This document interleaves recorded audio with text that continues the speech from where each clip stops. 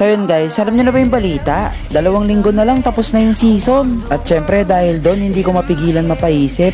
Nagkatotoo yung sinabi ko na magiging meta yung Ruby. Papasok sa banning list at sa first pick. Kaya ayun, wala rin akong choice kundi mag-iba ng main hero ngayong season na to. Syempre sa lahat na nagtatanong, ito na nga pala yun. Ang king of all fighters, si Dairot. Para sa akin kasi guys, napakagandang gamitin neto ni Dairot. Pwede mo siyang ilagay sa EXP at sa core. Bale kapag wala kayong core guys, matik pwede kayong mag-Dairot. At syempre ang pinaka nakakatuwa sa paggamit ng Dairot guys, napakalakas sa 1v1. Durog kung sino mang makatapat. Eto guys, tignan nyo yung mangyayari sa pinakamalakas na EXP ngayon. Ayan o, tignan nyo, agad niyang nadudurog. Grabe, kawawa si Arlott. Tapos ang kinagandaan pa sa Dairot guys, yung second skill niya, armor breakdown. Bale kahit gaano ka pa katigas, durog ka talaga sa Dairot kapag na second skill. Tapos yun, kung may mag-aayaman sa inyo ng 1v1, alam nyo na yung gagamitin nyo. Ito na nga rin pala yung build, durugin nyo.